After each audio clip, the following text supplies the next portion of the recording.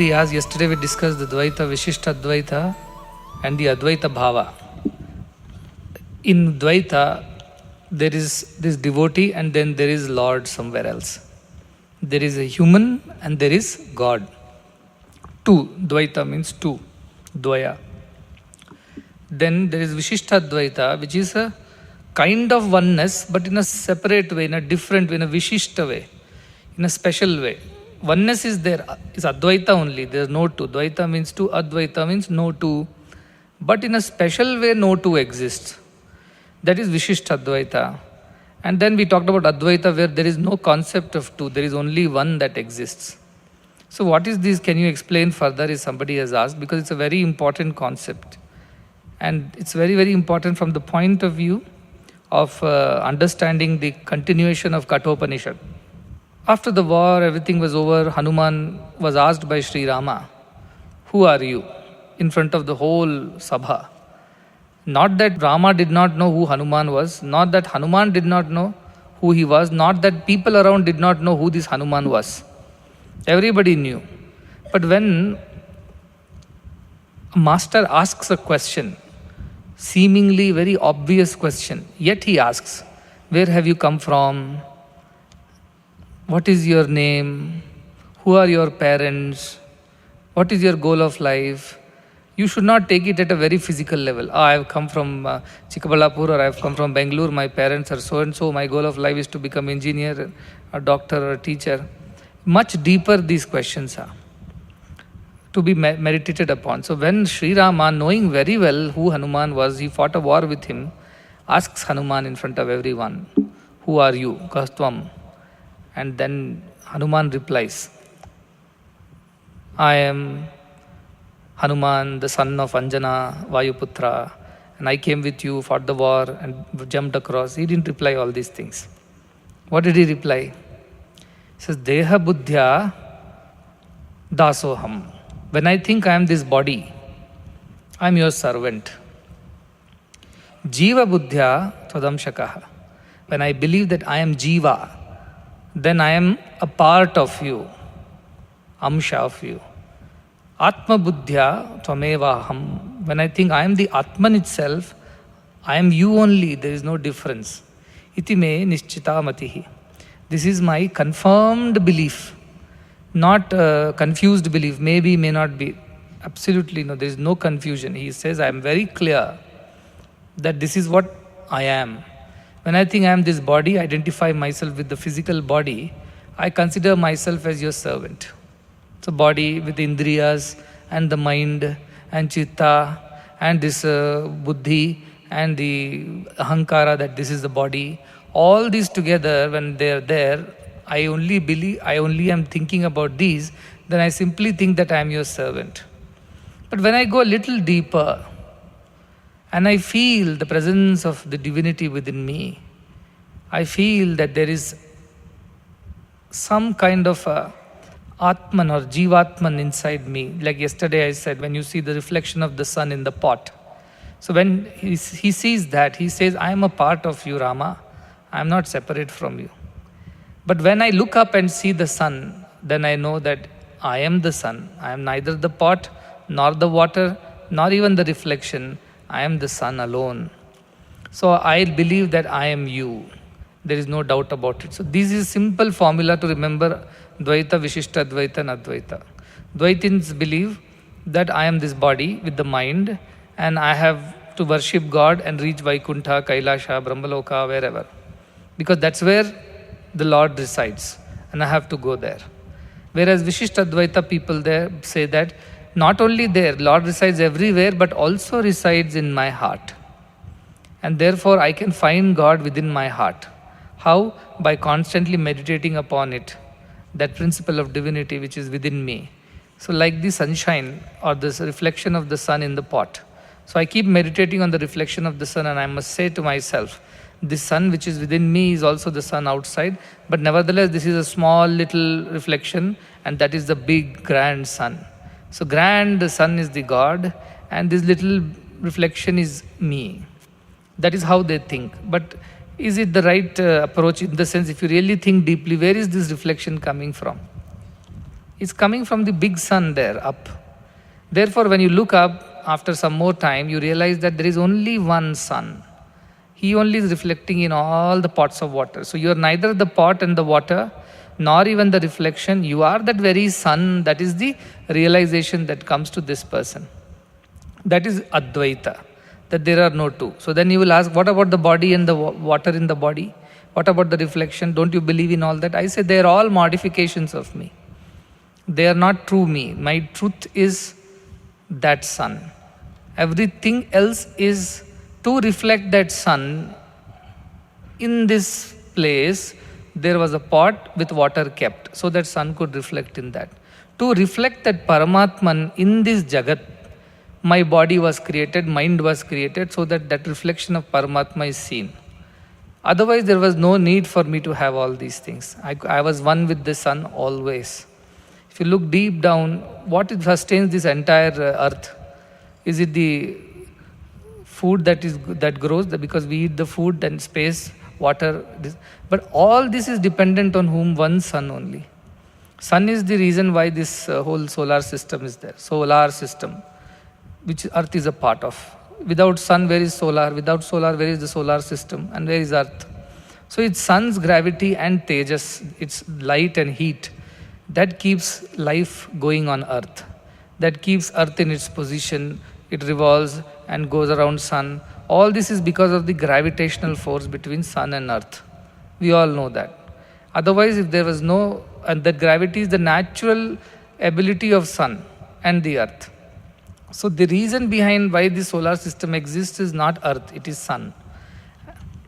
Likewise, the reason behind why this Jagat exists is God alone, Brahman alone. Everything else is reflection, reaction, resound of that same Brahman. It may look like the pot and the water and the little sun in the pot of the water. They may all look like different things. But without that original sun, there would not have been earth. So there was no clay, there was no pot, and there was no water. Nothing was possible without the original sun up there. So even in the very physical sciences point of view, if you see, without the sun in the solar system, earth could not have been there. And if there was no earth, where were you and where was I? Nobody would have existed. So in a physical science also, it is very clear that it's one sun which is the reason why earth exists. And because earth exists, the water exists in that, and clay exists, and therefore a pot exists, and therefore the reflection exists. But for all these things, when you go deeper and deeper, you realize the reason is the one sun alone.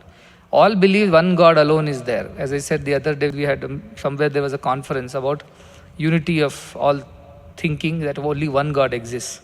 So the conference got over, everybody said, yes, there is only one God, they unanimously agreed. And then they started fighting with each other. So the chief guest asked, what is the reason you are fighting? Just now we agreed that there is only one God. Muslims also said one God. Christians also say there is only one God. Hindus also say there is one God. Then what is the fight about? Now the fight is, which God is that one God? Hindu God is the one God, the Muslim God is the one God, Christian God is the one God. Again confusion begins. Which reflection in the pot is the real reflection? My part's reflection is real, your part's reflection is real, third part's reflection is real. There the fight begins again. So this idea that there are different reflections, therefore there are different suns, is an illusion. That is why I was going on taking so much time to emphasize that Jivātma is a concept which has been brought in order to understand a higher concept of Paramātma. We who are so used to having a body, so used to identifying ourselves with this body, find it so difficult to imagine ourselves without a body. Very difficult. As I say, a small rat will think God is a big rat. A small cat will think God is a big cat. Small elephant will think God is a big elephant. Human thinks God is a big human, superhuman, with supernatural powers, which humans can't do, God can do. Therefore, supernatural human, he is superhuman. But that is not the idea. However, it has been allowed, this idea has been allowed in order for us to develop some understanding. Like a child cannot understand that sun does not rise and set. If you take a child and tell there is nothing like sun rises and sets, sun is steady, earth is the one which is rotating. He said, but earth is not rotating, I am standing here, I can't see earth rotating. What are you talking? But I can see sun rising and setting. He doesn't know that by the time he slept and woke up, the earth had turned 180 degree. But when he wakes up, he says he thinks he's at the same place in the same position. He doesn't feel that he has turned with the earth. So how to explain to that child? So our primary school teachers will tell, listen, this is east direction, that is west direction, and how do you identify? Sun rises in the east and sets in the west. To that extent only this Jivātma concept is. But without understanding this Jivātma concept, you can't understand this Paramātma concept. It's step by step by step. First you learn numbers, then you learn addition, subtraction, division, then you slowly go do equations, then further you learn concepts like calculus, limits, and then you go further and do some abstract mathematics, topology and things like that. See, idea is that you can't just go to topology straight away. You will get confused. You don't understand dimensions, you don't understand coordinates, you don't understand limits. How do you do all these things? So you have to go step by step by step. So Kathopanishad is taking us step by step. Vajashrava believes in advaita. That I have to do rituals and I have to go to heaven and God will bless me with whatever I am offering to God. Their Dvaita Bhava only, that is. And our Nachiketa is coming to Yama, is asking whether this is the truth. He says no. Slowly Yama is teaching him a kind of a Vishishta Advaita, saying that actually the Jivātma is in you. But at the same time, he leaves it open for one's own discrimination. He says, in fact, there is not one but two. One is the original sun and another is the reflection of it. That's why there are two, he says. But truth is that both are the same things. Without the original sun, can there be a reflection? Cannot be. Likewise, without the Paramātman, there cannot be the Jivātma, which is the reflection inside our own Chidakasha. So there is that original Paramātma, which is untouched, unsullied, untainted, Nitya, Shuddha, Buddha, Mukta, Nirmala Swarupanam we say. But seems like the same sun has been captured inside a pot of water. It's an illusion. But that child is very happy. I have caught hold of sun and I got him inside my pot of water. And child is feeling he has caught hold of the real sun. However, that is how we Jivātmas think. Jivātma in the sense which has been captured in the body and the mind. That is Jivātma. When that Paramātma is conditioned or captured in the space of this body and the mind, it is called Jivātma. So it's a modification. Like a man when gets married is called a husband. Husband was the modification. But is husband not man? He is. But is husband the actual man? No. There was already a man who existed, who got married, therefore he became a husband. If the original man was not there, where was the possibility of husband? But now the behavior of the original man is different from the behavior of the husband. Why? Because husband is supposed to behave himself. When his wife comes, he has to behave like a husband. When in-laws come, he has to behave even better. So like that, he has been conditioned by the idea of behavior as a husband. But if he was not a husband before the marriage, what was he? He was only a man who had his own behavior. But he starts behaving differently now because he has become a husband. That is the idea of Paramātma and Jivātma. Paramātma is like the original man. Jivātma is like the husband because he is now into a family life, he is called a husband. Tomorrow if he is going to have children, he will be called a father. And day after if he is going to have grandchildren, the same man will be called grandfather. Why? Because the same man has been modified as husband, father and grandfather. But the original person is who? The man. All these are conditioning of the man under certain conditioning means under certain conditions. He behaves in a certain way. That is what is called conditioning. So same Paramātma, when it is assumed by us to be captured in our heart, like the reflection of the sun which has been captured in the pot, like the man who has been captured inside a husband, then it is called Jivātma. And very important concept, this is one of the core concepts of Vedanta. So like that if you see, the body undergoes changes, the Jivātma inside does not undergo any change. Bulbs you can change, electricity does not undergo any change. light, when passes through colored glasses, looks like the light has changed. But actually what has happened? Light has not changed. Light is pure, uncolored. Because it has passed through a red, green, blue, yellow, orange glass, so it looks like the light has changed. See, this is the example where electricity passing through different colored bulbs looks like different colors. Can we say electricity has become blue in this and yellow in that and green in the one and the red in another? We cannot say that, but it appears it has become like that. When electricity went to this bulb, it became blue. So electricity is a blue electricity, somebody will say. I got a special electricity from electricity board today, it's a blue electricity or red electricity. That is imagination. Likewise, light, when it passes through colored glass, light having no color suddenly appears to form colors. So one side light is coming as red, next pane light is coming as green, next pane light is coming as yellow. This is the idea of conditioning. When that pure light passes through a condition, it gets conditioned. Upadhi is the Sanskrit. Aupadhika, this is called. It gets conditioned to look different than what it originally is. This is the idea of Jivātma. The Paramātma is like the water, the body and the mind that we possess. Somebody has pure mind, somebody is very agitated mind, somebody is very unkind, somebody is very compassionate.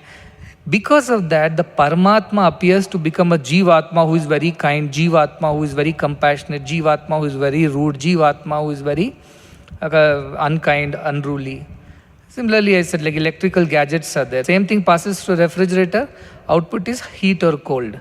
Same thing passes through a washing machine, output is clean or dirty. Same thing passes through any other equipment, a phone or whatever. Same electricity, when it passes, it appears as different things. It does different roles. Likewise, the same Paramātma, when it manifests through the person, is called Jivātma. So all these bodies and names and forms are all illusions. Illusions means it's an imagination that God has become brown color, green color, or like God has become a Negro, God has become a Caucasian, God has become a Asian, God has become an American, a European. All these are our concepts of God. The Paramātma has not changed. The skin and the body in which the Paramātma is manifesting has changed. Therefore, a bigger pot does not have a bigger sun, a smaller pot does not have a smaller sun in it. Sun is same, but our differences are external, and that is the concept of Jivātma. You get that point? Now, how to attain that higher idea that we are not the Jivātma, we are actually Paramātma only? You have to get out of this conditioning. It means what? Open the bottle, pour the water and see which color it is. And then you know, yes. So you have to go deeper inside, investigate, find out the truth for yourself. That is what is Brahman Anveshana Mana. The one who investigates into Brahman slowly, gradually gets closer and closer and closer.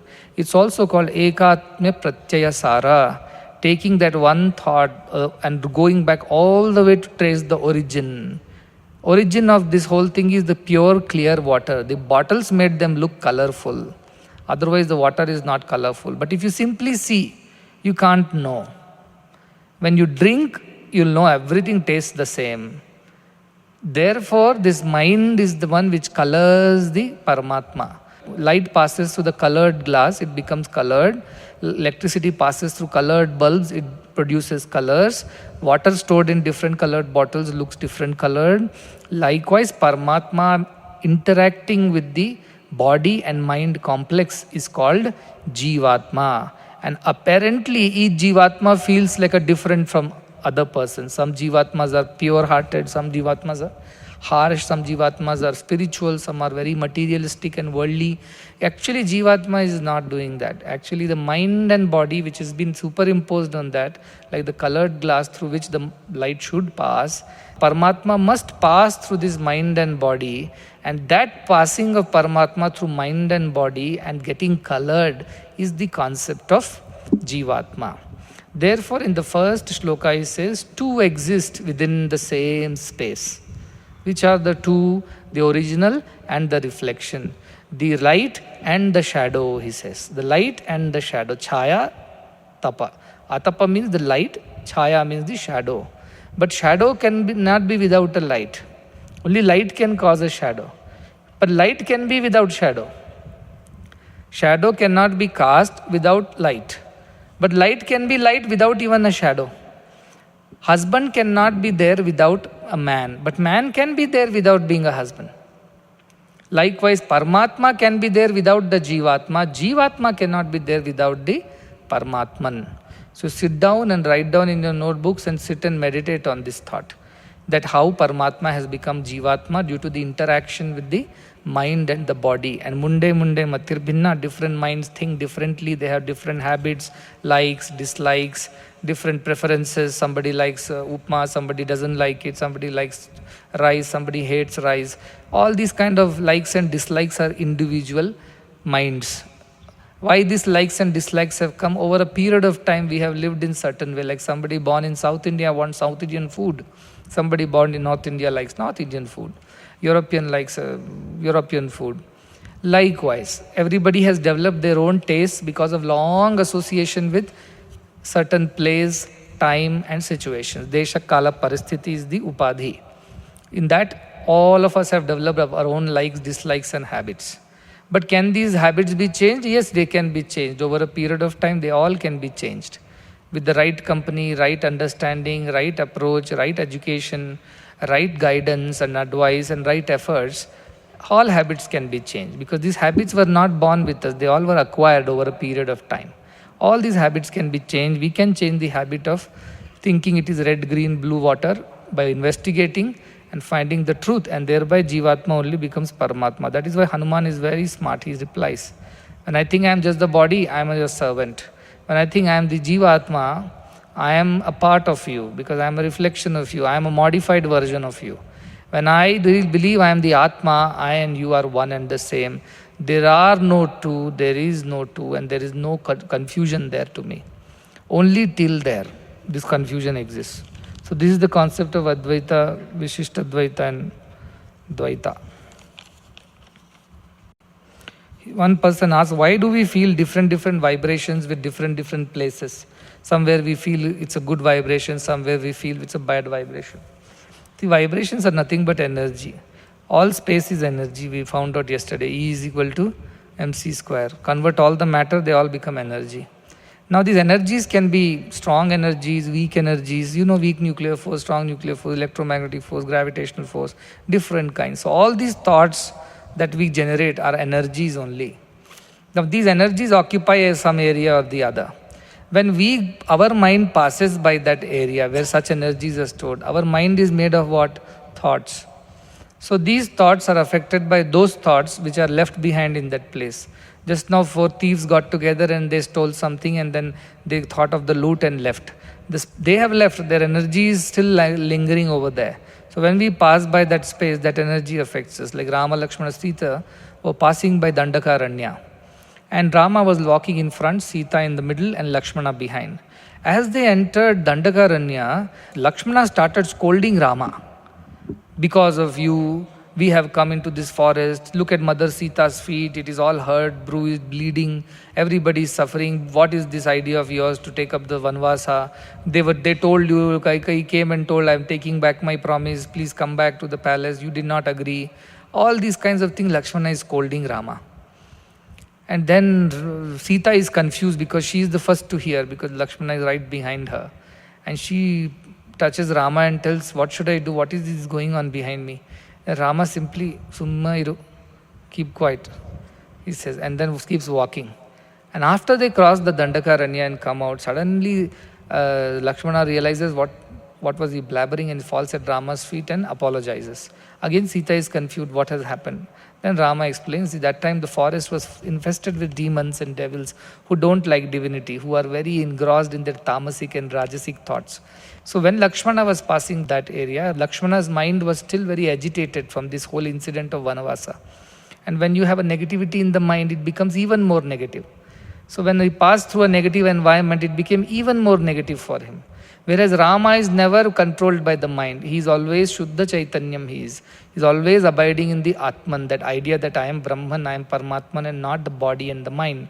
Lakshmana did not have that thinking. Therefore, Lakshmana represents the mind in Ramayana, Rama represents the Atman and Sita represents the Prakriti. Jagat, Jiva, Ishvara. That concept is represented by Rama, Lakshmana, Sita, who are always together. Who are always together.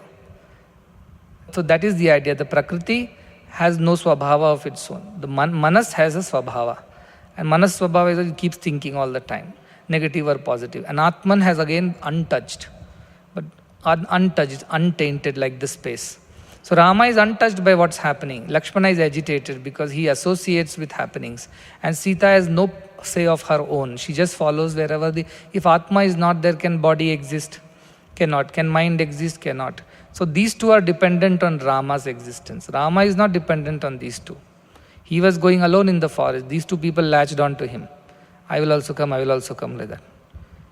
And then the problem started. If Atman alone was roaming around in the forest, there wouldn't have been any attack or whatever, kidnapping, and nothing would have happened. But because Atman was accompanied by the mind and the body, all the confusion of Ramayana happened.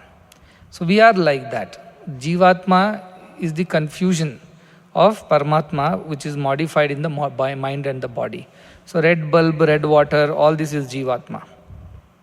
So this boy's question was, why do I feel that bad or good? Is it figment of my imagination?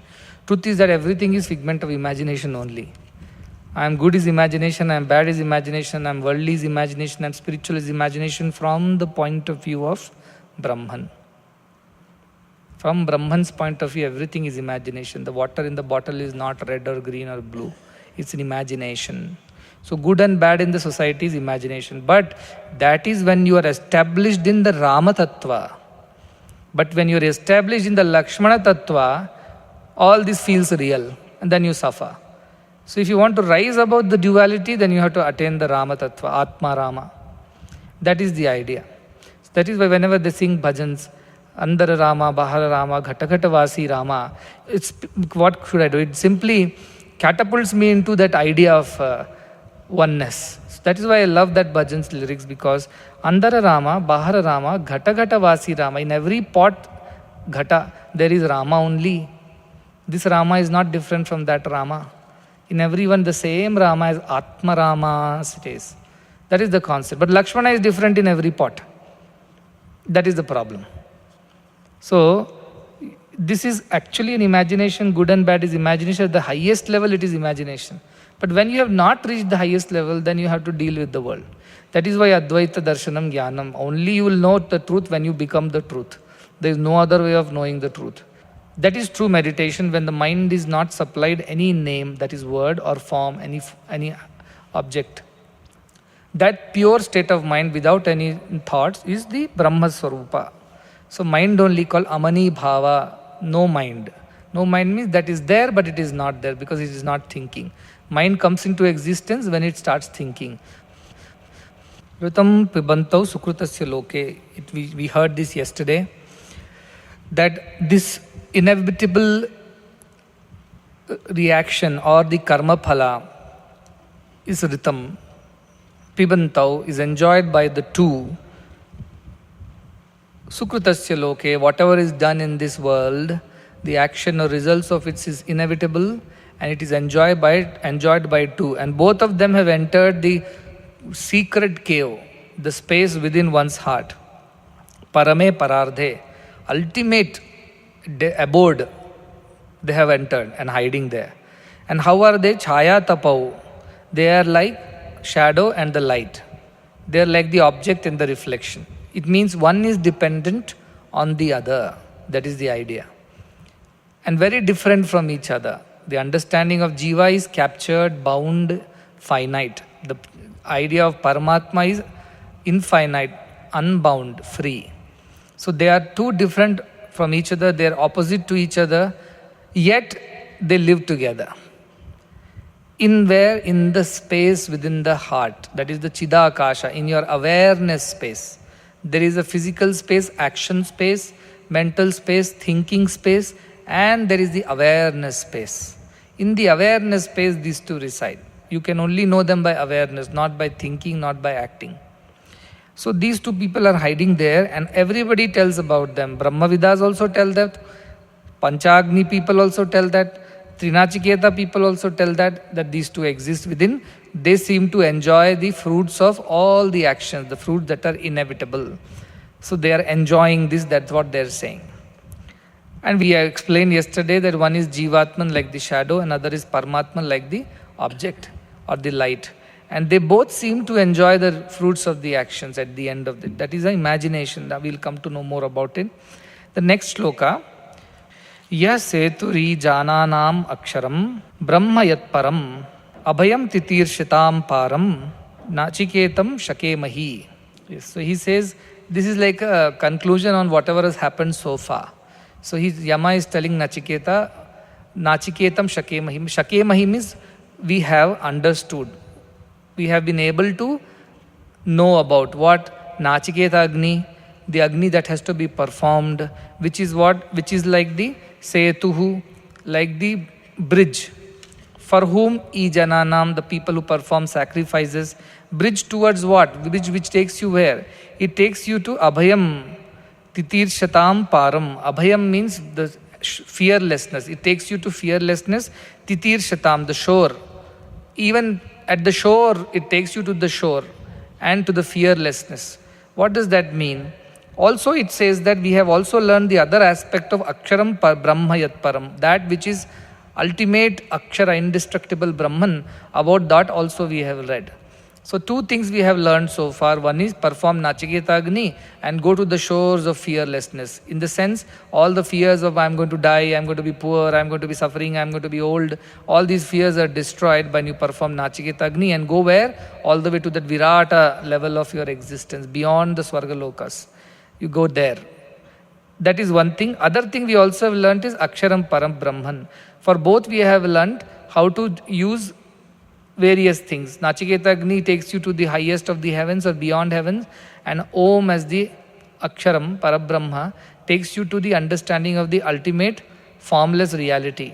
Now we have learned both of these things is what Yama is concluding, that we have studied so far, we have learned these two things, and also he introduces the concept that who enjoys the result of whatever we do, either we perform Nachiketa Agni or we do the meditation on the Akshara Parabrahma, who enjoys these two?